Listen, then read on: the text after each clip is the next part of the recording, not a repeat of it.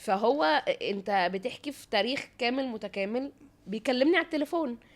فانا مطلوب مني اعمل ايه مثلا؟ هبقى اللي هو طبعا شور give me a call any time. هتكلم هعمل ايه؟ اكيد هموت، اكيد هيحصل لي حاجه، يعني اكيد هتفزع من هول الفرصه ومن هول اللذاذه ومن هول حاجات كتير جدا.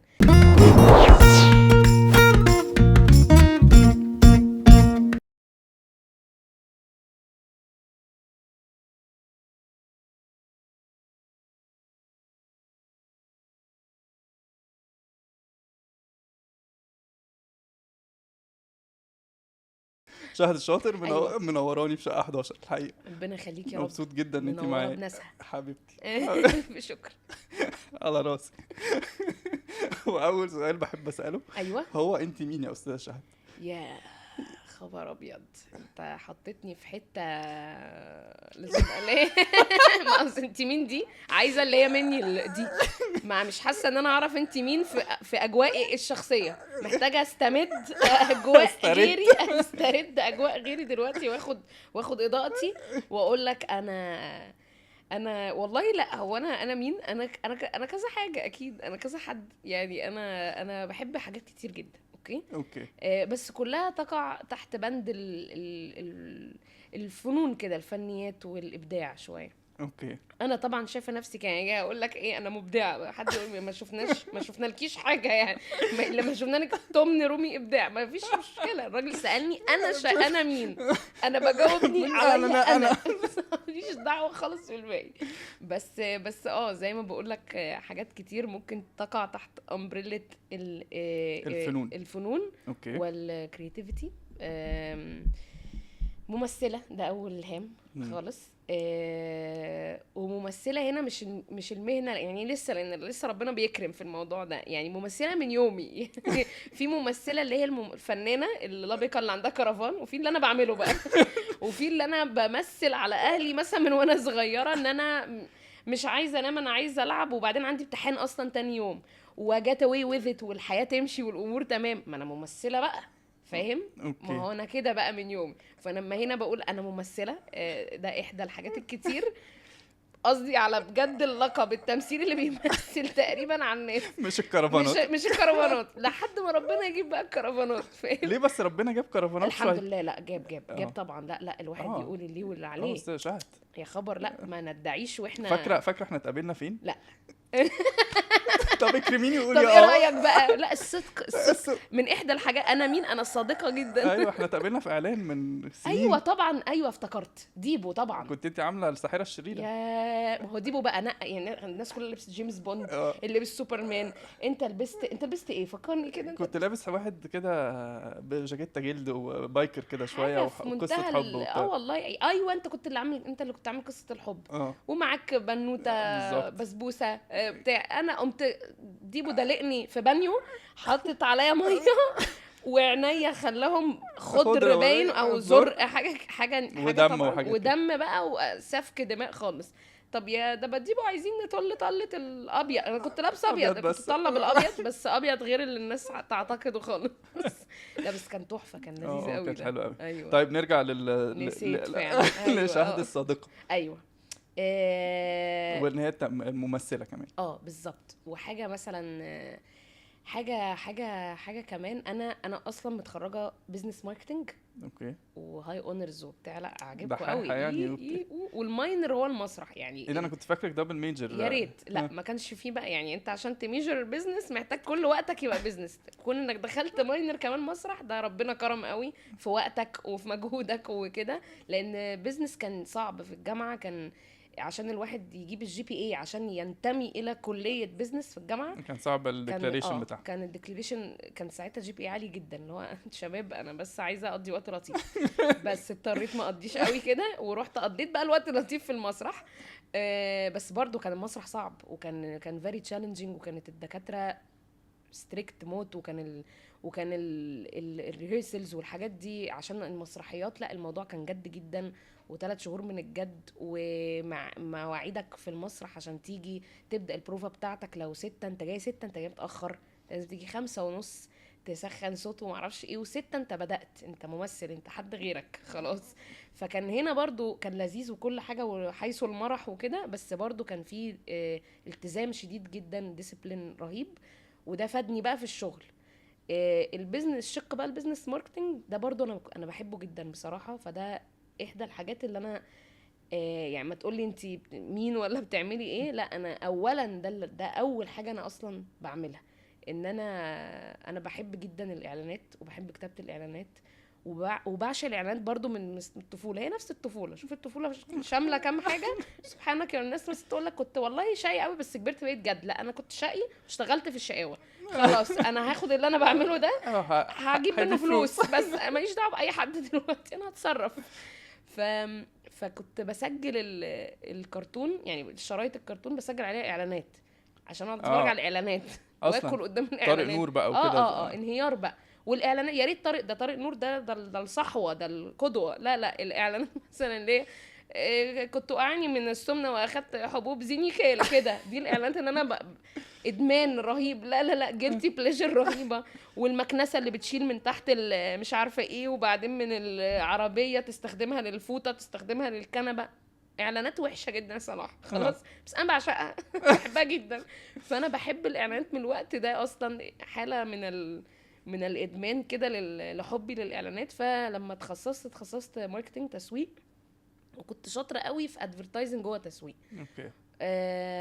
ولما بعد كده بقى اشتغلنا، كان حلمي بقى ادمج المسرح مع التسويق، لاني مش عارفه انا ده هيحصل ازاي. فمن هنا جت بقى الاعلانات اللي بعملها سكتشز وبكتبها انا، اللي انا اعمل كاركترز وابقى بعلن لمنتج معين او سيرفيس معين. فبتاخد مجهود طبعا جدا جدا، وبتاخد وقت رهيب، وبتاخد بريبريشن بقى للكاركتر والحبكه دي، وانه كل ده في دقيقه، وازاي في الاخر ابيع المنتج برضو. ما بقاش بقى مش بتعملي سكتش انا وخلاص. مش جايه اتبسط برضو، يعني انا جايه اتبسط، بس في ناس داخله جايه دافعه فلوس عايزه اعلان، يعني ناس محترمه عايزه مني وظيفتي بقى اقوم بيها. فطبعا انه المزيج ما بين ده وما بين ده، ده اللي انا يعني بعد كده اشتغلت بقى وعملته، وكنت ومستمتعه بيه بصراحه، يعني من احلى الحاجات اللي بحب اعملها. انا مين تاني؟ ايه الاجابات بقى؟ يعني حد مسألك اللي هو انا ابنه، انا اخت، انا ام، ايه انا ده صديق، طبعا صح. في ناس بقى عميقه وانا حقيقيه. روح وانا وانا هحاول يعني في الحاجات العميقه دي. وفي الحاجات اللي هي ملموسه قوي، اللي هي السيره الذاتيه، بالظبط. CV. فاحنا هنتكلم على الاثنين. انت طب حلو. انت بقى مين اللي هو بقى عايز الروح والجسد والحاجات دي؟ بص، ممكن مش عارفه لو ايه رايك في المشروب مبدئيا؟ عشان بص انا مش انا لو يعني انا هنا بالعافيه ان انا اصلا عايزه اندمج مع المشروب جدا، وما التزمش بولا سؤال ولا اجابه من حلاوه المشروب. اشكرك يا استاذ شهد. طب اقول لك بقى ادمج المشروب بالاجابه. اتفضل. تلاقيني وانا عامله لك ايه، عروه يمين عروه شمال في الاجابات كلها. الله اكبر. قولي. انا بعشق الحاجات السخنه. انا كوبايه مج حاجه سخنه خلاص، لاني بحب السخن جدا.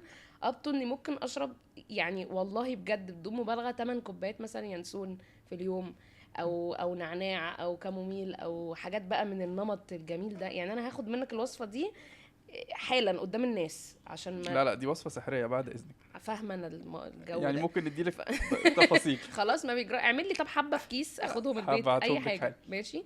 بس طيب الاجابات بقى اللي هي العروه عايزين العروه بقى ندمج ده مع ده. لا ما انا دمجت خلاص، قلت لك ان انا المج وكده. حتى لو ما جابتش ضحك مش فارق لي، انا بتكلم من قلبي دلوقتي. انا جد، انا جد، انا احدى الحاجات انا جد جدا. لا انا احدى الحاجات جد جدا فعلا. ودي لا يا شهد ما تحوريش. هقول لك والله انا هنا انا بديك تصريح اكسكلوسيف، ولا تشوفوا عند منى الشاذلي، ولا تشوفوا مع اي بودكاسترز، تشوفوا مع احنا بس. اوكي قول. التصريح ده معانا النهارده. ايه التصريح؟ ان انا شخص يا جماعه في الجد رهيبه، جد جدا جد والله، دونا عن اللي انتوا بتشوفوه ده خالص. يعني انا عارفه انه، وبعدين مش الناس بس اللي بتشوف اللي هو behind the camera حاجه، لا الناس اللي بتقابلني كمان بتشوف اللي behind the camera. فانا دول ببقى مشفقه عليهم انكم برضو انتوا مش بتشوفوا غير اللذاذه دي. ايوه هتعملوا ايه؟ ما انا هخش كده اسلم على ازيك صلاح، ازاي الصحه، اخبارك ايه، قبضت يعني هتكلم معاك في ايه؟ ما انا مش هتكلم معاك في الحاجات دي، انا هخش اهزر على طول. ايوه بس في الواحد كده. ايوه ما هي دي فطره بصراحه. ايوه بالظبط. طب اتعلمتيها ازاي او ابتدت ازاي بقى نفهم بقى دي الموضوع؟ جينات صراحه. دي في العيله، اه مامتك ولا باباكي؟ عماتي اصلا اصلا الاجابه تونس. تونس بالظبط كده بالظبط. لا عماتي رهاب. انا ممكن قعده العيله بتاعت الجمعه دي انا ما بلحقش اتكلم، انا بقعد ساكته. هم الشاطر بتقعد ساكته. ما تهزريش. اكسكلوسيف. حطوا مانشيت كده تحت. حطوا حصري كده شقه 11. او اعملوا ووتر مارك كده بعرض البودكاست، فاهم؟ اللي هو عشان ما حدش يشوفه اصلا بالمنظر ده 0 فيوز. لا عماتك بيبقوا بيعلوا على بعض؟ رهاب، وبيقلدوا بيمثلوا بيغنوا وضحك هستيري طول النهار. وبعدين ضحك هستيري. يعني انا عمتي يعني الاولى اللي هي اكبر من عمتي الصغيره، هي جده يعني عندها احفاد. لا لا لا لا، انسى الحوار ده، انسى. هي اللي حفيده وهم اللي جدودها غالبا. يعني في الجينات دي قوي في العيله بصراحه. وبابايا ومامتي حبايبي ناس وقوره جدا. لا انا بابايا مثلا راجل ترينر بيعلم الناس بقى النيجوشيشن سكيلز ومش عارفه الماركتنج والسيلز والكلام ده. كونسلتنت محترم جدا. راجل مرموق وبدله لا، وصيدلي اصلا برضو باك جراوند. واختي صيدلانيه برضو بس انا اختي برضو عشان الحق يقال هي يعني تبان يعني هي وقوره بالفعل، مش تبان، هي وقوره وكل حاجه. بس هي اللي حببتني في الفن، وهي اللي حببتني في الكرتونات، وهي اللي كانت بتخلينا مثلا نسجل فريندز على توم اند جيري. عشان انت هتتفرجي على توم اند جيري ايه اللي هتضيعي وقتك فيه؟ احنا يعني نتفرج على الجد، عشان احنا برضو الفرق ما بيننا هي جيل فريندز وكده، وانا طفله عايزه. هي اكبر منك بقد ايه؟ 5 سنين. ب5 سنين ونص يعني. 5 سنين ونص. عشان ايه بتقفش لما بقول 6 سنين. انا بعمل راوند اب، هو راوند داون، انا براوند داون دلوقتي. ايوه تو بي فيري بريسايز 5 ونص عشان الناس كلها تبقى على نور معانا. انا قلت رجاء انا صادقه برضو في اول البودكاست. دي اول حاجه قلتيها، مش عايزه ابان بقى بطبل واحور بقيه البودكاست عشان ممكن جدا اعمل ده. لا هي اللي حببتني قوي في ده، والتقليد برضو، وتقليد الاصوات، وتقليد الكرتون كاركترز. هي فظيعه يعني في ده. فانا برضو والاغاني بقى والباندز والحاجات دي والبوسترات بقى اللي ورا الحيطه اللي ورا السرير، الاجواء دي كل ده خدته منها طبعا. انا خدته منها، رحت اشتغلته، بس يعني انا خدته منها اوريدي، استمديته منها برضو. ومامتي بقى برضو حبيبتي بقى في عرق بقى فرنش. انا بشوف مش عارفه في شويه شخصيات بتطلع، وبعدين أيوة. في فيديوهات بتعمليها انت مامتك بالظبط بتموت من الضحك. ايوه الصراحه.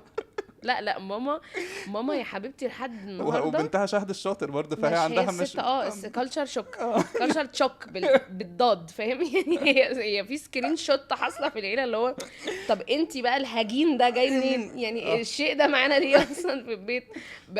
بس لا هي مامتي اكتر حد بيضحكني بقى فيهم كلهم اصلا يعني توب. لان هي بقى مش بتحاول، هي ما تعرفش انها بتضحك. هي الكومنت كده بيطلع منها تلقائي جدا وهي تدخل تعمل حاجه في المطبخ بتقشر حاجه اللي هو تميل حاجه ومكمله بقيه يومها. ما وقفتش انها قالت الحاجه دي. واللي هو انا بكتب بقى ماما ده كونتنت. ماما ثانيه بقى، هو انا محتاجه اعمل رياليتي شو هنا في البيت ولا ايه؟ محتاجه كاميرات بقى تراقبنا كلنا، تمشي ورانا بقى انا وانتي، لانك بتقولي محتوى دلوقتي. اللي قلتيه ده 6 مليون فيو. ابتديت بقى اتكلم معاها، هي مش طايقه اصلا انا بقوله ده، مش فارق لها ارقام انت عايزه مني ايه؟ بتسيبيني اقشر براحتي يعني، ما تقرفينيش. وفي طبعا يا حبيبتي العرق الفرنش بقى اللي هو بالنسبه لنا العرق الفليتو اصلا، لان انا اصلا مش فاهمه خالص. مش مثلا اللي هو اتعودنا على كام كلمه كده ماما بتقول، لا هي بالست بتقول بقى لها كتير في البيت. ما انا لا اصطنت يعني، انا ما عنديش مش لغتي ولا الاولى ولا الثانيه ولا السبعه حتى. لا افقه فيها شيء خالص ولا حاجه حتى من اللي معروفين. يعني انا السالو البونجور دول والاكسون زي اليمين والشمال كده، لو عارف الناس اللي بتتلخبط ما بين، انا ما اعرفش مين بالليل ومين الصبح. ودي مفاجاه بالنسبه لي ان في واحده بالليل واحده الصبح. لا الاثنين الصبح، الاثنين هلو يعني. دي مفاجاه، ده اكسكلوسيف سابع معانا النهارده. دي مفاجاه لسه احنا بونجور الصبح، وسالو ده اللي هو ايه بقى؟ ما هو سالو ده اللي هو سالو اللي هو ولا سالو لا باي باي فاهم يعني. بص حتى اديتك يميني عشان شمالي عشان امشي واسيبك، فاهم؟ فهنا في حيره يا استاذ صلاح، لا انا مش حمل الحيره دي. فقلت عنديش قلت خلق. لمامتك بقى خلاص انا ماليش دعوه اه بالفرنساوي. انا هاخد الفرنساوي بتاعك ده احطه في الفيديو زي ما هو كده 6 مليون فيو. وبس عشان نعمل بقى محتوى. بس خلاص هنعمل ايه، مضطرين نيوتلايز او ريسورسز. شفت بجد. عمق. ها طب نرجع بقى لشهوده وهي طفله. يلا يلا بقى. ايه بقى شهد الشاطر طفولتك كانت عامله ازاي؟ إيه تشرد. طفولة شهد في كلمة تشرد. كلمة رقيقة جدا. كلمة خجولة قوي. لا شقاوة طبعا رهيبة بقى رهيبة. شقاوة بذكاء، وده اللي لقك. لان في الشقاوة اللي هو يا كان شقي. كانت المدرسة تكلمني كل يوم تقول لي ابنك لا انا المدرسة مش هتكلمكم، انتوا مش هتعرفوا حاجة. انت بتحلي مشاكلك يعني تتشقي وتحلي ده صراحه صرحت بيه في برنامج منى منى الشاذلي، الشاذلي أنا قبل كده عارف، طبعا. قلت له طب معلش بنعيد كلامنا يعني يمكن الجمهور يستفيد. شافش ده يشوف ده. بحب اتكلم بالاسلوب ده اللي هو التون ده عشان ابان اني فنانه. بكرافات. بالظبط. والله اني راقيه راكنه تحت بالعافيه، متاخر عليك قد كده عشان اركن اساسا. الناس لو تعرف بس تعرف اللي فيها بس. لا انا كنت مثلا في المدرسه. انا كان بابايا عايش في السعوديه في وقت فهو عنده نمره السعوديه، فنمره مصر مش شغاله. فهنحط متهزريش بقى. هما نمرتين اللي مطلوبين، نمره اب أم وأم. ونمره اب فعلا. أنا بالله أب بالظروف وأم. اللي انا فيها دي نمره اب ونمره ام خلاص. فنمره الاب موجوده صدق زي ما قلنا هي موجوده، بس هي المصري نمره مقفوله. مقفوله. نمرة بقى الأم ما أختي في مقام إيه؟ والدتي. هو اكبر منك ب5 سنين ونص. طبعا لو شافت الكلام ده والله هناخد بالمشروب ده عارف هنروح أنا وأنت. بس هي ليه برضو ليه اخترتها؟ لأن هي في الوقت ده البنت في صيدلة وبتجتهد ومفيش وقت وفي امتحانات فمش وبتاع، هترد فولا هترد ولا تشوف الموبايل ده أصلا ولا ونمرة غريبة وحطها تلاقيكي بيرد. تاني نمره. ده 100% طبعا عشان ما حدش يكلمك، فهي عمرها ما هترد. فانت كده انا هتشاقى ولا حد هيعرف ولا حد هيفتجاه. احنا في طريقنا هنبوظ الدنيا وما حدش هيعرف بس. وشاطره ما دي بقى اللي مع بتغفر العلم لك بقى كل حاجه. طبعا ما هو خلاص انت عامل كاموفلاج. فاهم انت كده جايب درجات وكده اونرز الحمد لله والدنيا بخير ومستوى رفيع ومستوى حاجات اصلا مش فاكراها بس تمام كويسه يعني تحسب لي في ميزان حسناتي كده كويسه كانت. وبعد بس كده انت يعني شارد بقى بتعمل حاجات طبعا مش المفروض تكون بتعملها عادي بقى معانا كل حاجه يعني. ايه بتزوغي وكده ولا حاجات بقى مقالب ولا بيبقى ايه الوضع؟ هقول لك بص انا كان تخصصي بالفعل وده اللي لا سبيشاليزيشنز. لا ارجوك سيدي الفاضل كل حاجه بحذافيرها ليها ناسها طبعا. لا انا كان موضوع الاكل في المدرسه. الله العظيم. بس انا بعد كده ما امي بقى حاولت تنقني بضميري يعني تقول لي ان ده اي حاجه خدناها زمان ده كده يعني مش صح، احنا لازم نستغفر بقى لان احنا اكلنا سندوتشات الناس زمان وكده. تمام انا في سن يعني ما اعرفش يعني المفروض ما اعرفش بقى. قالت لي لا بس انت كنتي بتبقي كبيره وبتعملي كده. ايوه انت عارفه صح. انت عارفه اللي جوه. اصل انا اللي كان بيحصل ان انا اصدقائي مثلا الولاد مثلا تمام دول بيبقى مثلا بنت مثلا معجبه بيه بتاع فتقوم مثلا عامله له بقى ساندوتش سموم في مي بالكريم تشيز تعمل له حاجه تقفيل فنادق وهو بقى داخل بفويل. طبعا الفويل ده مش معمول في بيتهم.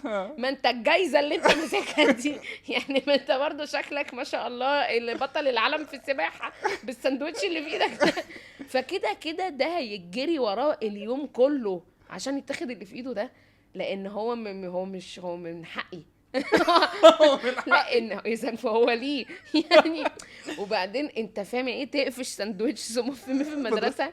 الموضوع ده ما اختلفش على مدار السنين يعني. يقول لك زمان كنا بنعمل جبنه ابو الولد واتنين مش عارفه رومي وبعدين دلوقتي المدارس بقت بتعمل تشيكن بانيه. لا احنا فضلنا رومي ابو الولد وفضلنا جبنه بيضه فلامنك رومي. لا انا مش عايزه ده. انا عايزه السموم في مي بالذره بالحب ده ياه ده بالشجن. ساندوتش مليان شجن. انت تاكله وتنسى بقى بقيه حصصك اكيد يعني. طب كنت بتاخديه ازاي بقى في الاخر؟ جري بقى هستيري. بتجري ورا العيال في المدرسه؟ جري سونيك. ما بجريش ورا، عارف رجلي بتجيب وداني اللي هو، واحنا تيمز يعني. انا بان، بس انا عشان انا ببان في الانترفيوهات وكده، فانا باين ان انا لوحدي. لا، انت معاكي مجموعه احنا احنا مش مجموعه، احنا كامله متكامله. لا كان ده عشقي طبعا، لان الحاجات دي فيهاش هزار يعني. لا الحاجات دي ما كانش شو، رحت بعيد والله. انت شايفه الساندوتش دلوقتي؟ سندوتش يا بصراحه لو بننام بستهم كده، شوف لك لنا اي الثلاجه. تمنه اي حاجه عندنا. شطرانه والله على لحم بطن. واكله حمام اصلا قبل ما مش المفروض اقول كده. بس ده كده. نيجي بقى، كان غير المدرسه، انا كنت عايشه في السعوديه، فكان في كومباوند، كنا عايشين في كومباوند مجمع بقى ولقطه كده. تمام. انت الجري السندوتشات ده ده في مصر ده في طبعا. مصر. عشان الحاجات دي في مصر. لا لما نظر دي كده احنا ده احنا. ما انما عرفتناش بقى بره. هناك لا، اصل انا هناك رحت لقيت اردنيين وفلسطينيين وسوريين واجانب وهنود وباكستان، يعني لقيت شعوب انا مش فاهمه فين يا جدعان المصريين.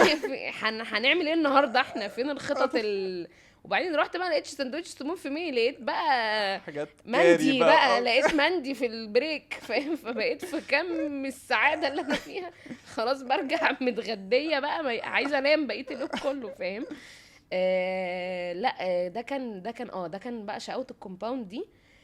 احنا البيوت كانت لازقه في بعض قوي، يعني البيوت كلها يعني انا نفس الحيطه دي مقسومه، بيت مثلا لو هو بيت واحد وبيت اتنين، بيت واحد واتنين عندهم نفس الحيطه. اوكي. فانا اي شيء بيدور في البيت بيتك. ده انا معايا، انا أوكي. كده معايا الموضوع ده. بس ده مش موضوع، انا مش مهتميه قوي يعني ان انا اتصنت يعني، أو لا احنا مش دي انا مش من شامي، مش ده ابدا. من شامي حاجه تانية هتعرفها دلوقتي حالا، كارثه برضه.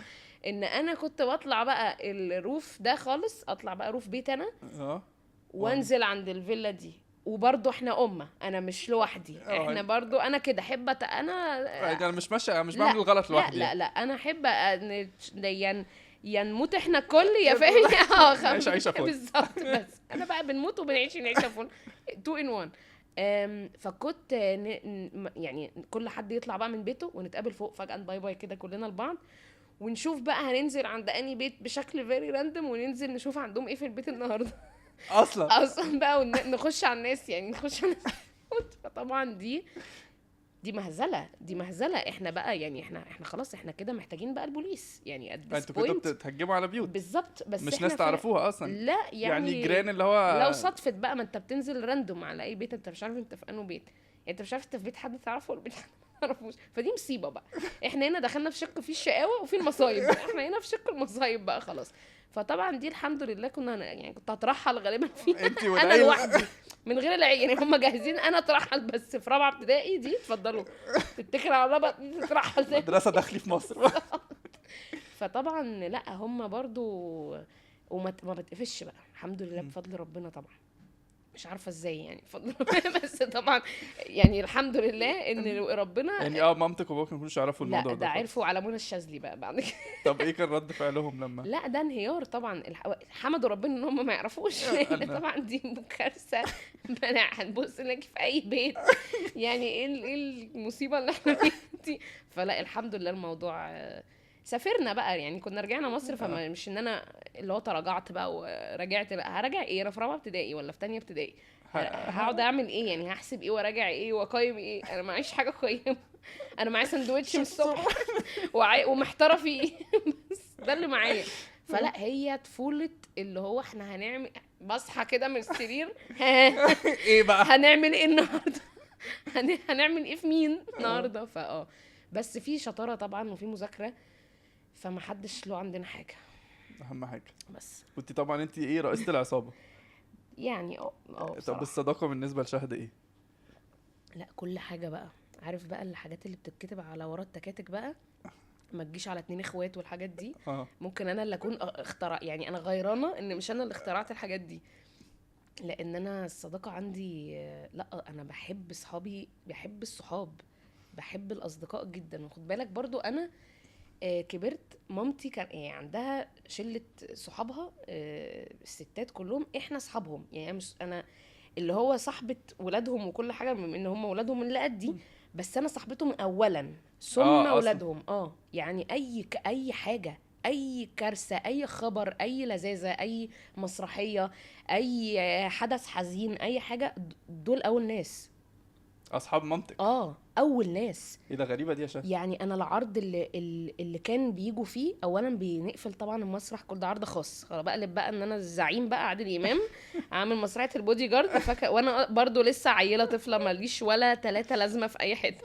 بس العرض اللي هيجوا صحبات مامتي فيه لا ما فيهاش دي، وهم مثلا 13 طنط، كل طنط مثلا مخلفه لها 2 3 شو ده ماث بقى، فاهم؟ فانت معاك كتيبه داخله مدرسه كامله. لشهد الشاطر. وانهيار بقى، ما بعملش حاجه، طالعه عامله كومودينو مثلا في المسرحيه، انهيار بقى زغاريط بقى، فاهم؟ انهيار. فطبعا لا، دول فكبرت عرفت قيمه الصحاب وقد ايه هم يكادوا يكونوا اهل يعني. هو الاهل اللي انت بتختاريهم او يعني بالظبط. التشوزن ايوه فاميلي. التشوزن فاميلي بالظبط. عندي ماجنت على الثلاجه بيقول كده. لا ده انت في القدس شقي. ما ايوه عنديش شم مرحمين. بس فلا الاصدقاء طبعا، انا بحب اصحابي جدا، وبحب الجروبس، بحب الكذا حد ده. بس طبعا وصلنا بقى للسن بتاع ان هو كتر خير الدنيا لو هم 2 3 او هم 2 وحد، وهم دول اللي بجد بقى فعلا. وعشان بحكم عادي انك بتكبر وكل حد بقى بيبقى في حياته، مش عشان اي بغضاء بقى، مشاحنة كراهية، لا يعني هي بس الدنيا بتاخد كل حد which is very normal. واللي هتنقيهم بقى يبقوا معاك دول فرازة بقى، دول بقى اللي هم مكملين معاكي بقى لهم شويه حلوين. بالظبط. والباقي موجود طبعا، مناسبات بقى، حاجات افراح طبعا. موست بيوتيفul برايد. انا لو شفت موست بيوتيفul برايد تاني يا صلاح الفترة دي هقعد مكان الزرعة دي، خلاص هيحصل لي حاجة. لان لا هو طبعا، ما هو ده برضو السن بتاع كله بيتجوز وكله بيتخطب وكده، فطبعا فساتين، يلا فساتين قد كده، فساتين قد كده، باتشلورت قد كده. انا ابتديت اخش في موضوع تاني خالص، بشيلك همي. بس بقى هي بس ست البنات فترة. برضو الموضوع متعب انا عايزة اللي بيحصل مع الولاد في يوم العريس ده، حد الصورة بتاعت بيلمعوا له الجزمة، وحد كمان بيلبسوا حزام الشاورما، وخلصت على كده وقضيت على كده. ما نعرفش احنا نعمل كده ليه؟ ما نجيب احنا كمان حزام شاورما للبنات لون ابيض مثلا، وهي تبقى التلبيسه دي على الجزمه، ويبقى اليوم خلص خلاص، ويبقى انا كده bachelor of the month, maid of honor of the year. خلاص انا عايزه يبقى اخرها كده، فاهم؟ ده طلب شخصي طبعا، رجاء، عشان احنا سفخنا خلاص حاجات، وقت ومجهود وكل لا حاجه. هو وقت انا بشوف وقت مهدر. انهيار. بجد. شعر وتفصيل وميك اب. بقى، ويا صلاح تفصيل ومين بقى ترزي رائع، ومين بيخلص في يومين، ومين بيخلص في يومين بس تقفيله حلو. دي حلقة تانية. دي حلقة تانية، هات نتكلم معاه يوم تاني خالص غير اللي احنا فيه ده. شيلتك همي بدري، انا عارفه. معلش. انا عارفه. طيب نرجع بقى لشهد والشغل بتاعها والتمثيل. يلا بينا. وعملنا بقى فيلم مع تامر حسني بقى، تمورة. القصة دي never gets old. بحكيها كل مرة كأنها أول مرة. والشغف. أيوة نور. ايه بقى تامر لا بقى؟ ده لا تامر وفيلم حسني برضو اسمه ايه؟ بحبك. يعني خلاص. ايه الرومانسية دي؟ كينج حساس الجيل يا جماعة، معشوق الملايين. ما انت برضو اللي فركش سمع تامر، اللي حب سمع تامر، اللي اتجرح سمع يعني ما احنا هنعمل ايه؟ ما هو يعني هي طفولة برضو. بقى التذكرة من ايام ما كانت ب 15 جنيه و30 جنيه في المسرح الروماني في مارينا واحد، فاهم؟ فهو انت بتحكي في تاريخ كامل متكامل. بيكلمني على التليفون، فانا مطلوب مني اعمل ايه مثلا؟ هبقى اللي هو طبعا شور give me a call any time. هتكلم هعمل ايه؟ اكيد هموت، اكيد هيحصل لي حاجه يعني، اكيد هتفزع من هول الفرصه، ومن هول اللذاذه، ومن هول حاجات كتير جدا. طبعا معاك بقى الهول، ومعاك البروفيشنال ليفل بقى اللي انا شفت هذا البني ادم بيشتغل بيه. اولا الانسان ده بيسمع كل اللي حواليه، كأن الوقت ده بتاعك انت لوحدك. يعني كأن النهارده تامر حسني نازل من بيته يتكلم معاك انت فقط، ميتنج 1 on 1، مش اللي هو كده هفوه لحظه ايه ده ده عدى قال حاجه طب نسمع. لا هو الكلام احنا هنقعد نتكلم، وهسمع وهفهم وجهه النظر، ويغير في حاجات طبقا لوجهه النظر دي ويقتنع. فده فكرة الاستعداد ده اصلا للتغيير، واستعداد للتعلم، واستعداد لل للامبروفمنت في شيء معين اللي قدامي ممكن يكون شايفه، او يخدم العمل بشكل معين. ده ليدر بقى، ده بقى ده شيء من الليدر، اللي هو مش انا بس وانا مثلا هو ان هو بيسمع اصلا، دي حاجه بيسمع مهمه جدا. ويغير. ما هو يسمع، ممكن يسمعك والسلام يعني، انما يسمع وتبص تلاقي اكسكيوشن بيحصل واكشن وبالفعل بياخد الخطوة انه يعمل ويغير، لانه اقتنع، لانه هو افتر، هو وراء الصح، وراء الاسلم، وراء احسن حاجة للشغل اللي بيحصل ده.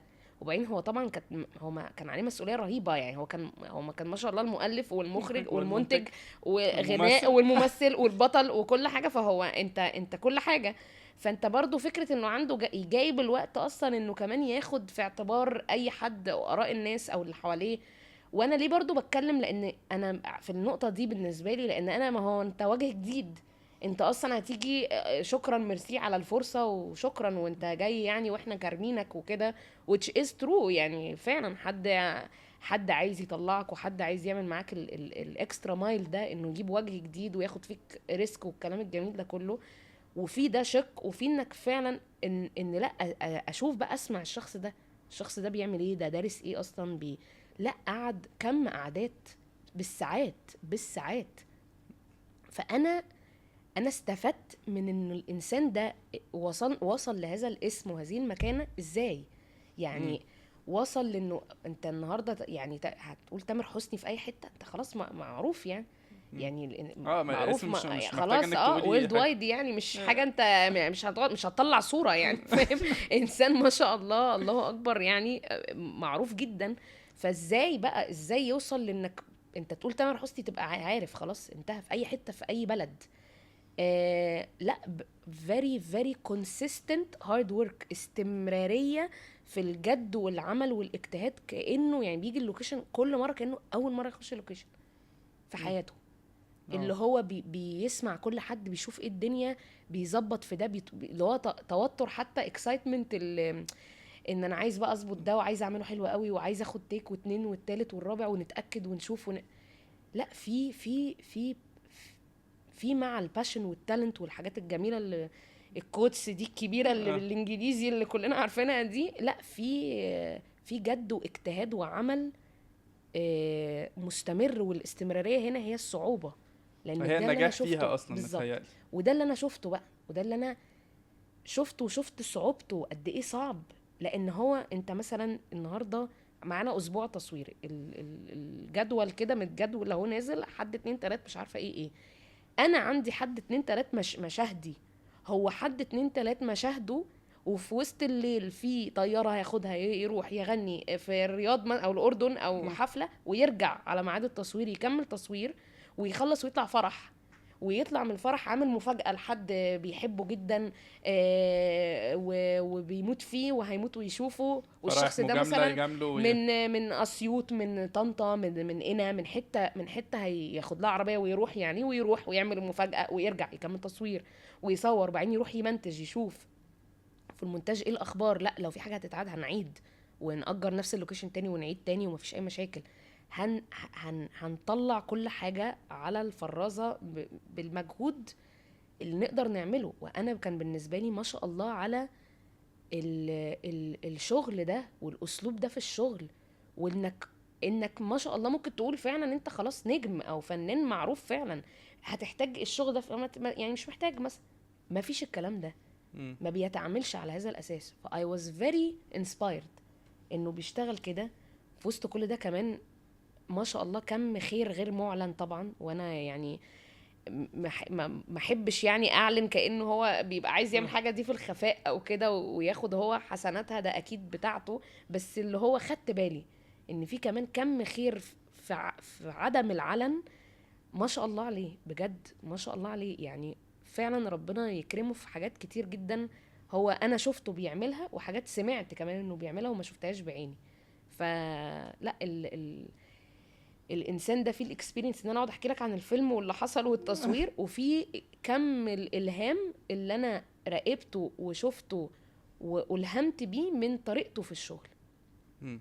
ف فدي كانت طبعا رهيبة، وهو كان مصدق بشكل رهيب. ومن احدى الحاجات مثلا قام قايل لي انا يعني خلي اسمك شهد في الفيلم. ف... فبقول له يعني يا تامر، يا استاذ تامر، طبعا لازم نأسس هنا الموضوع، لازم صح، ده دي اللباقه بتقول كده. بالظبط عشان الكرفان عشان بس الكرفان، بس عشان الكرفان نرجع نلاقي الكرفان. لا يعني انا مش ضروري وعايزه اعمل كاركتر يعني ويبقى برايا. قال لي لا، عشان تقطعي شوط الناس تعرف الناس اسمك. تعرف اسمك في الشارع، خلاص يبقى انا يعني حطيتك في الفيلم كده وبيتنادى عليك، يتقالك شهاده، عشان اللي هيفتكرك من الفيلم فيقولك شهاده، فتبقي شهاده، خلاص عرفك. ايه الفكره ده برضو يعني في ايه اللي يخليه يعمل الحته دي ايوه عشانك، فاهمه؟ بالظبط. ففي انسان همه على الحاجه جدا مم. جدا، وهمه على الانسان اللي معاه، وهمه على الناس اللي بتبقى فعلا ممتنه للفرصه والموضوع بقى بره الفيلم بقى. يعني الموضوع بقى اكبر اصلا. انت الفيلم هنا بقيت اللي هو طب ده يلا بس نصور فيلم عشان نعمل بقى الحاجات الكبيره التانية، ونقعد واسمعه، وضحك بقى طبعا، ولذاذه هستيريا. يعني هو لا هو تامر حسني يا جماعه. يعني اللذاذه اللي بتشوفوها مثلا هي تمن رومي من اللذاذه اللي بتحصل حقيقية. اصلا.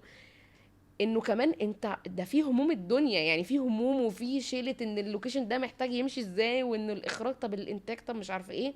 ما فيش وقت حتى الواحد يبتسم اساسا في ظل كل المسؤوليات دي. لا هو مش كده. مم. هو يعني زي ما يكون، لا هو بياخد الطاقة، بيستمد الطاقة اصلا من ده، من اللذاذة هنا، على مش عارفة ايه هنا، على غنى فجأة شوية ممكن يقعد يغني مثلا فجأة، اللي هو ايه ده. فانسان جميل واكسبيرينس رهيبه.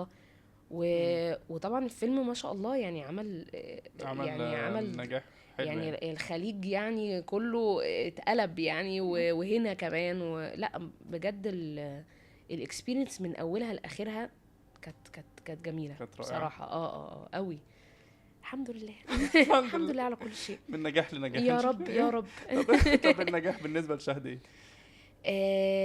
لا سعادة يعني الوصول لأهداف بطريقة سليمة وصحيحة، وترضي ربنا وترضيني، واكون شايفة الفخر كده على وش اهلي اكيد، واللي بيحبوني. نجاح. نجحنا نجاحنا. خلاص. يعني هتشوف كل ده لا نجحنا. ورزق بقى طبعا بيبقى، والنجاح برضو ستيل رزق من ربنا. انا ممكن ابقى عامله كل اللي عليا، وفي شيء انا مش في ايدي، او مش فاهماه، او ما عنديش رؤيه انه طب يا رب ايه اللي وات وينت رونج، فاهم له ايه اللي ايوه، حصل ايه غلط. المشكلة ان انا مش بنجح؟ يعني محتاجه اعمل ايه بقى انا. طب ما انا باخد بالاسباب، وبعمل وبسعى، وواحد اتنين تلاته وكده يعني. واحد اتنين تلاته اربعه، فين بقى؟ فين اربعه؟ يمكن ناقصاني حد بس يشاور لي على الاربعه، نور لي بصيرتي بس على الاربعه، اشوف فين الاربعه وهروح وراء الاربعه على طول. فاكيد هو في الاول وفي الاخر ده النجاح عند ربنا. والحمد لله لما بيجي بنعرفه ازاي. بنعرفه من كم البركه اللي جاي جوه النجاح ده كمان. لان هو في نجاح اللي هو ممكن نسبي يبقى انت شايفه نجاح، انك عملت فيديو مثلا جاب معرفش كام 11 مليون، وهو وحش يعني. هو مثلا مؤذي ليك بشكل ما او باخر. لا لو عملت حاجه وجابت مثلا، انا بتكلم برضو النجاح هنا مش عشان فيديوهات وفيوز وكده، انا بس بدي مثال برضو. بس انه مثلا نفس البتاع ده جاب مثلا، او نفس الفيديو جاب مشاهدات معينه، بس جه من وراه رزق غير عادي. وحد يقول لك انا اصلا كنت بمر مش عارفه بايه في بيتي، وحاله وفاه ايه وقصه ايه، بس شفت الفيديو ابتسمت، وتبقى انت كده حاسس انك يا خرابي، ده انا بعمل حاجه اسمى من انه فقط فيديو، او فقط عمل، او بيس اوف كونتنت بطلعها وبشتغل عليها فتطلع فيبقى اعلان وباخد فلوسه والسلام. لا الموضوع اسمى واكبر. مم.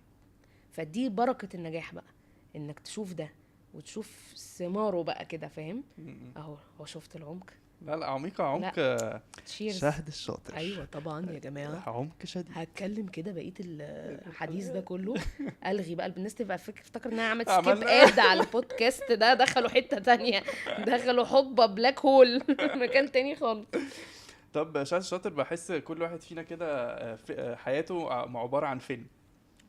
اوكي. حلو قوي. والفيلم بيبقى فيه ماستر سين بيغير احداث اه الشخصيه. و. فانت بقى ايه الماستر سين بتاع شهر الشاطر؟ بص، هم كذا، هم ممكن يبقوا كذا ماستر سين. ممكن. اه. طيب، اول ماستر سين فيهم خالص، آه النجاح اللي شفته في المسرح في الجامعة. مم. ده كان اللي هو ايه ده، ثانية واحدة، انا بسجل فيديوهات زي ما بقول لك، بسجل فيديوهات شرايط على التمثيل، واقعد امثل في البيت واقلد واغني واعمل والكلام ده. بس ده انا طلعت شاطرة في الحاجة دي، لان انا شفت نجاح وشفت اكنولجمنت وشفت ردود افعال من ناس تقيلة جوه المسرح عندنا، يعني دفعات بقى اكبر مني، انا بخش مسرحياتهم، كنت بقى من العيال اللي هي العيال دي بتحفظ، ده مخها كمبيوتر، ازاي العيال دي بتحفظ كل السكريبت ده؟ ساعتين ده بقى سكريبت. لهم ساعتين وانجليزي، ايه الانجليزي ده يا جدعان؟ فاهم اللي هو كاني ما بفهمش مثلا حاجه خالص في الدنيا. بس لما دخلت واشتغلت الشغل اللي هم بيشتغلوه واتعلمت منهم، انا ما اشتغلتش في الشغل اللي هم بيشتغلوه عشان انا الله اكبر عليا، لا، انا كان في مشوار من العلم والاجتهاد برضو في الحته دي جدا. ولقيت ان هم بقى بيعلقوا بيقولوا لي قد ايه انا عملت كويس، او قد ايه عملتي حاجه جديده ما حدش فينا قبل كده جرب يعملها، او خدتي ريسك مش عارفه في ايه، لا كنت هايله في كذا. وردود افعال من الناس انا فعلا I look up to them. هم كانوا، مش كانوا حتى قدوه، هم كانوا والله شبه المستحيل في الوقت ده بجد بالنسبه لي، ان انا للدرجه دي؟ ان هم شاطرين جدا. يعني مسرحيه كامله متكامله فيها مثلا 4 افراد، 4 كاركترز. المسرحيه دي كان اسمها ايزكس اي، كانت بطوله بولا، وبولا وساره شاذلي وواحد اسمه جيمي وحمزاوي، ودول اللي انا فاكره ان هم مثلوا. كانت 4، هم 4 بس. ومسرحيه عشان 4 يشيلوها، يعني كل حد هيبقى بيتكلم كتير جدا، مم. لان هو عدد الصفحات، هي مسرحيه مم. ريجاردلس كام عدد البني ادمين اللي هيمثلوا هي فيها. 120 صفحه، اه. فانتوا فالاربعه دول حافظين ال 120 صفحه وبيتكلموا. ساره شاذلي دي مثلا كانت بتتكلم المسرحيه كلها بايرش اكسنت، وكم كلام بالايرش، يعني كم مونولوجات رهيبه، ومونولوج بس ملوش اي دعوه ببعضه وغير مفهوم. ريم شهيد دي مثلا كانت برضو حد معايا في عارف ريم. انت عارف ريم. ريم كانت بتمثل معايا في ويتنج فور جودو، دي انتظار مسرحيه جد الله. في انتظار جد الله بالظبط، اتعملت ريكريشن هنا في روابط. ايوه. ايوه، كانوا تحفه برضو. آه. كانت واخده دور لاكي، اللي هو بيقول المونولوج بتاعها حوالي تقريبا 4-6 صفحات، يا 4 صفحات يا 6 صفحات، مش متذكره بالظبط. بس هو المونولوج انت شايف كانه شفره كمبيوتر، كانه كودينج، ولا كلمه ليها علاقه بالتانية، يعني مفيش سنس، it doesn't make sense، الكلام doesn't make sense. حفظته كله وبتقوله كله، مفيش نقطه، هو اصلا جمله، كل ال4 صفحات دول جمله، واخر ال4 صفحات نقطه، مفيش كوما، مفيش نفق، مفيش حاجه. انت كانك بتدس بقى، كانك بتراب، فاهم؟ بالانجليزي، بالعربي، او بوات ايفر بقى، بالعربي لو هي ادابتيشن ليها يعني. رهيب، رهيب. بتحفظه ازاي، بتاكته ازاي في الحفظ، في كمان بقى ان انا اخش في الكاركتر واقوله. فهم كانوا يعني a very big inspiration ليا الصراحه يعني. وفعلا مش الهموني فقط، مش inspiration فقط، لا هو قدوه بقى، اللي هو انا يا رب ابقى ده في يوم من الايام اصلا. فلما دخلت وعملت مسرحيات، وعملت 5 مسرحيات، وكان كل حاجه، كل مسرحيه فيهم بفيدباك محترم وكويس، ومن ناس من دول اللي هو انت بتبص لهم اصلا ان قوي هم يعني ناس قوي تقال في بالظبط. الحته دي. بالظبط. فطبعا كانت حاجه رهيبه. فده كده كانت اول ماستر سين، ان طب انا هعمل ده، انا هشتغل كده بقى، خلاص انا عايزه اعمل ده فور ا ليفنج. انا عارفه انه طريقه وعر جدا وصعب جدا، على ما نشوف الكرفان وكل الكلام الجميل، بس انا عايزه اعمل ده. فانا هشتغل، انا هجيب اخري عشان اعمل ده، وهشوف ايه المطلوب عشان اعمله. وبفضل ربنا بقى طبعا، يعني ان انا يجيلي حاجات وكل ده بقى، من يعني انا اعمل اللي اعمله، بس فعلا في الاخر النتيجه الاخيره مع بتاعت ربنا ربنا. يعني. بالظبط. تاني ماستر سين كانت كانت لما بدأت أنجح بقى قوي في شغلي، اللي هو بقى اللي على السوشيال ميديا. اوكي. لما بدأت، والنجاح هنا برضو انا قسته ازاي؟ قسته اولا بمونيتري فاليو، بما انه مبلغ، حققت مبلغ معين، فانا حسيت انا مثلا ما كنتش اطمح ان انا احقق هذا المبلغ في سني مثلا. وتاني حاجه ان انا اشوف الفيدباك ده برضو من الناس، وحب الناس وريكوجنيشن من ناس برضو تقيله، وناس مش فقط الاسامي، فيدباك بقى زي فعلا الناس اللي كانت بتمر بوقت او فترات صعبه او كده، ويفتحوا يشوفوا لي حاجه فاغير في مودهم او مودهم غير او وجهة افرق نظرهم. معاهم باي شكل. ده بقى هنا لا يعني بدات تصحى معايا صحوه انه انا مش هينفع استهين بالصفحه دي مش هينفع كده انزل اي شيء هباء خالص. انا كل حاجه لازم تدرس، لان انا عايز اخد النيه. انا هنا مفتوح لي ويندو ان انا اخد نيه ان انا ابقى بسعد حد، فانا ده يبقى انا حققت ان انا كمان ابقى بناخد بقى الحمد لله بنقبض على ده، وبنعمل حاجه لاخرتنا برضو بشكل ما او باخر، في انه فعلا واحد يدخل بهجه على قلب حد باي شكل، او يسعد حد، او يضحك حد، او يفرق مع حد بشكل معين. فهنا بقى كانت برضو الماستر سين بتاعت المسؤوليه. ايه ده؟ ايه ده، احنا في وصلنا ايه؟ لكده ازاي بس؟ شفت بقى؟ شفت الشيفت؟ شفت الرولر كوسترز؟ بابا انت معايا، انت في دريم بارك هنا، انت مش فاهم الديسكفري اللي بنرجع في اخرها دي، عارفها؟ ايوه. بس فانا هنا لقيت انه لا، ده موال، ده مش موضوع كده والسلام، ده مش هاي جايز، ده انا بعمل ريفيو على الزرعه دي جميله جدا مع لون بشرتي. لا لا لا، الموضوع اكبر من لون بشرتي بكتير، وطبعا نو اوفنس ولا شيم ولا اي شيء بس على ده مش اي انا. حد، بس انا اصلا يعني انا بالذات ما بقى يعني ما عنديش خلق اصلا احكي لكم الزرعه عملت معايا ايه في اول الشهر وبعدين اديكم ابديت في اخر الشهر. انا لا هستخدم الزرعه ولا عايز اشوف وش الزرعه اصلا، ما عنديش خلق خالص للكلام ده. فانا هشوف انا فالحه في ايه، شاطره في ايه، وهعمله بقى بشكل يتقدم كويس. ويمكن عشان كده انا مقله في حاجتي، يمكن عشان ايوه، انت كده بتعملي فيديوهات كل فين وفين. بالظبط. ويمكن هنا برضو ستيل هي مسؤوليتي ان انا لا ما بقاش مقله قوي كده، احبك بقى الايكويجن بتاعت ان انا اقدم وبشكل كويس اللي انا بطمح اليه، او اللي انا خلاص حاطه ده البنش مارك بتاعي. ده اقل حاجه لازم ابقى بعملها، واعلى منه ابقى بعرف اعمل ده بشكل اسرع وبشكل كونسيستنت، في استمراريه اكتر.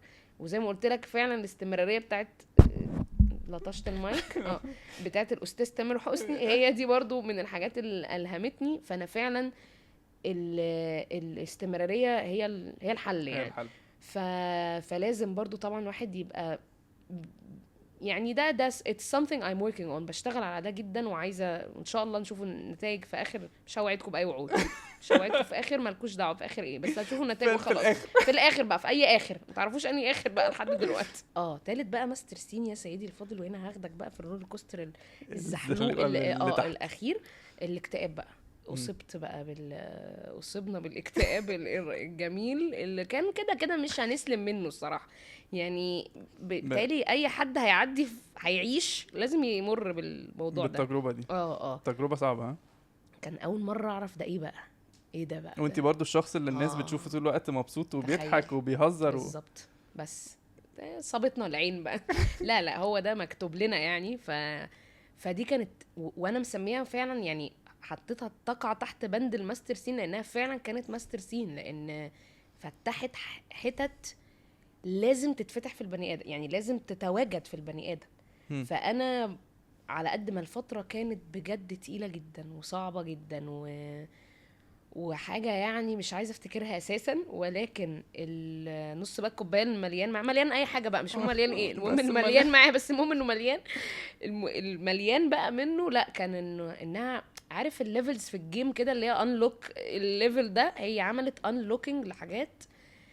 اولهم مثلا الامباثي، التعاطف. الامباثي هو التعاطف صح ولا السيمباثي؟ هي التعاطف. الامباثي ايه بقى؟ ما لهاش ترجمه بالعربي قوي. ما انا بزعل بقى ان انا ما اعرفش ترجمه حاجه بالعربي دي. لا. الكومنتات بقى بتتكلموا ايوه، تتكلموا عربي، معاكم حق، ما هي الفكره ان هم معاهم حق. لا بس الامباثي ليها علاقه بالتعاطف صح، والاحساس بالغير شويه. ايوه الاحساس بالغير دي هي فكت بقى موضوع الاحساس بالغير، لان الاحساس بالغير ده عملاق ومهم جدا لشغلانتنا، لشغلانه بالظبط. التمثيل، لمهنه التمثيل اصلا. لو انت بقى ما انت مقرر بقى تبقى ممثل، طب هتمثل لي ايه وانت مش فاهم، مش عارف حاجه عن البني ادمين اصلا، مش عارف يعني ايه انسان مثلا اولهم بيمر باكتئاب، ما انت ما مرتش بيه، ما تعرفش شكله ايه، هتعمل زعلان مقموس مثلا؟ بس لا. هل انت مقتنعه ان لازم الممثل يمر بالحاجه عشان يعرف يمثلها؟ بص اكيد لا طبعا، لان في هتدرس وفي هتذاكر وفي انك تبص على دوكيومنتري، في مليون حاجه بقى، في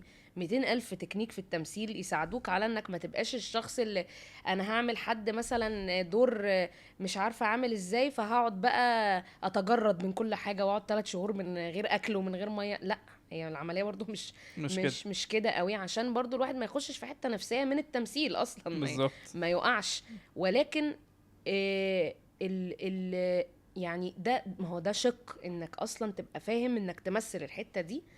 والتمثيل ده انا بشتغل في التمثيل، لو حد غيري ما بيشتغلش في التمثيل او مش عايز يشتغل في التمثيل، فكرة انه يحس بالغير هيخليه يعرف يحكم اصلا على الاشياء بطريقة بجد سليمة وصحية.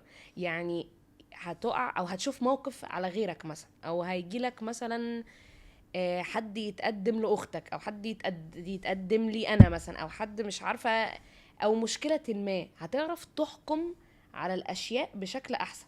مش تيجي تقول لا والله الشخص ده لا ما ينفعش، ما ينفعناش، لا لا إيه، لا ده مش من توبنا، لا ده مش عارف. او مثلا حد في الشغل تحتك امبلوي عندك، انت بتمرنه، انت مديره، انت وات ايفر، جاي بسلوك معين او بشكل معين او ب وات ايفر، حاجه مش عاجباك في قاموسك، انت قاموسك وسع، قاموسك بقى فيه رينج اكبر، بقى فيه مفهوميه احسن، فانت بقيت تعرف تتفهم الاخرين، بقيت تفهم الانسان ده جاي بالاتيتيود ده النهارده، ومش عايز تقول عليه انت مش سالك، يعني انت شكلك كده مش سالك، او مش سالك، هو انت فاهم دلوقتي، مدرك، لانه حصل لك بقى unlocking في رينج اوف مشاعر ورينج اوف حاجات كتير دخلتك، بقيت انت فاهم ان الانسان ده ممكن يقع في اي حتة من الحتة اللي انت فيها دي، او مريت بيها او بالظبط. شفتها. فبقى عندك التعاطف ده، بقى عندك التعاطف والاحساس، بقى عندك السيمباثي والامباثي، التعاطف والاحساس بالغير، فبقيت تعرف تحكم على اشياء احسن. ما تقومش بشاور بقى مقرر الناس دي نعم. لا الناس دي اوت والله من الحياة، لا لا مش عاجبني، هم الناس دي مش من مستوايا مثلا، لا انت بقيت بني ادم رزين وصحي ومش توكسيك، يعني اللي هي بقى كلنا بنحكي فيها، خلاص ناقص الزرعه دي اتكلمنا عن التوكسيسيتي، خلاص كلنا حكينا وهرينا في التوكسيسيتي، فبنشوف ايه بقى عكسها، ما احنا مش عايز، ما احنا كرهناها بقى، طب ازاي نبعد عنها؟ يمكن انا مش بقول ان احنا نبعد عنها فيجي لنا اكتئاب عشان لازم يجي لنا ده، فده يحصل، لا انا بقول انه ماي جيرني وتجربتي انا والايجابيات اللي طلعت من وقت الاكتئاب، ان فعلا طلعت بالتعاطف مع الغير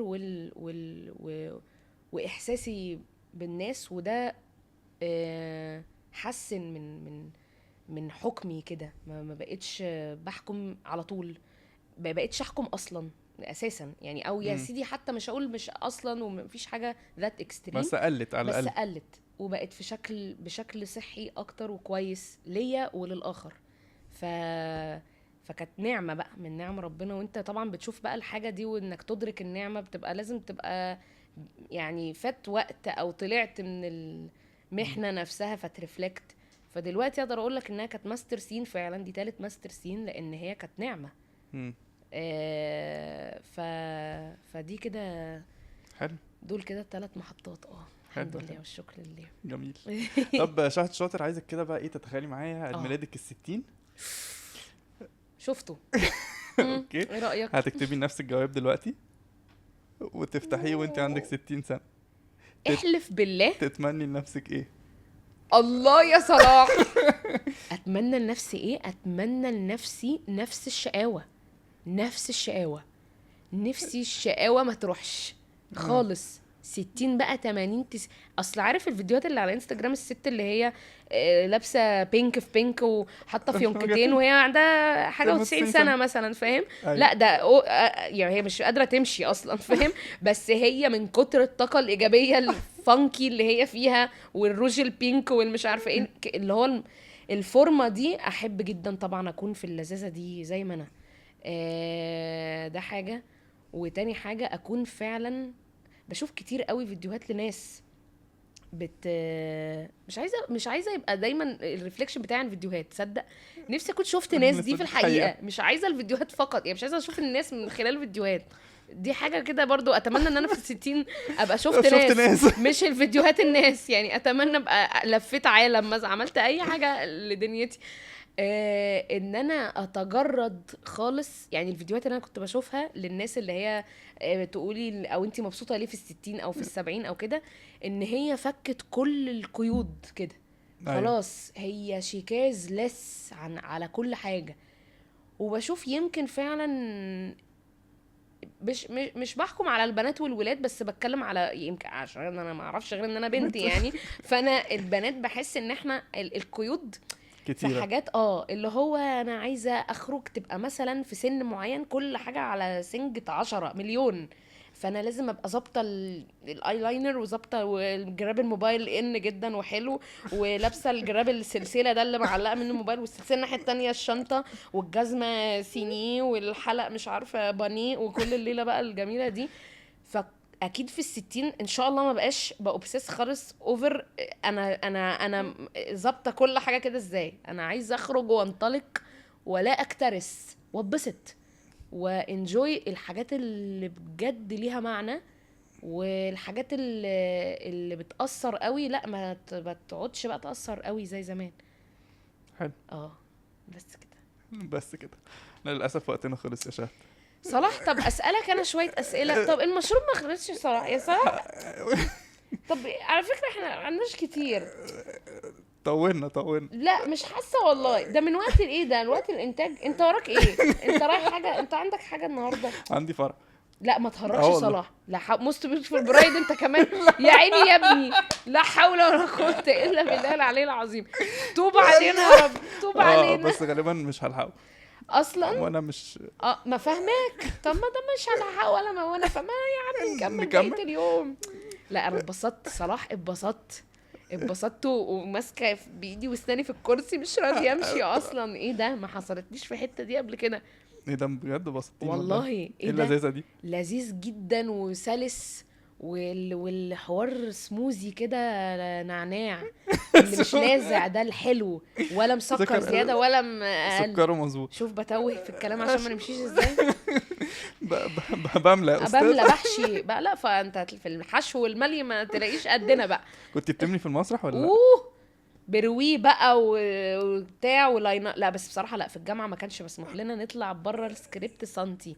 أوكي. يعني انت لو قلت اور بدل اند مثلا بنعيد عادي، بنعيد مسرحيه يعني مفيهاش اي مشكله. هو مش شوت، هي مسرحيه فاحنا هنعيد. فلا ما بالحذافير. انما طبعا لا في المشاهد بقى في الافلام وكده في المسلسلات لا يعني بحشي بس. بروح يعني الف السكريبت حشي بس كده. بس بيسترها علينا ربنا يعني، بنطلع حاجات كويسه في الاخر مقبوله يعني اتليست. الحمد لله. نورتني يا شباب. لازم اسبق الاحداث. انا بقول لك انا نفسي اسيب الهوست في حاله ومنيت حياتي. يعني مش عارف اقول لك ايه والله يا ساشا، بس حقيقي نورتيني والله منوره بنسا. شكرا صلوح. ان شاء الله نقعد قاعده زي دي تاني ان شاء الله باذنك يا رب. يلا في رعايه الله. مع السلامه. طب يا جماعه بدل وصلتوا لاخر البودكاست يبقى اكيد البودكاست عجبكم. ما تنسوش تعملوا لنا لايك على يوتيوب، وتعملوا لنا كمان سبسكرايب قصدي على يوتيوب، وتعملوا لنا لايك وشير وفولو على انستغرام وتيك توك وفيسبوك. كمان تقدروا تسمعونا على كل المنصات الصوتيه زي سبوتيفاي وانغامي وجوجل بودكاست وابل ميوزك. نشوفكم يا جماعه في حلقه جديده من بودكاست شقه 11. شاوري للناس يا شباب قبله. باي باي.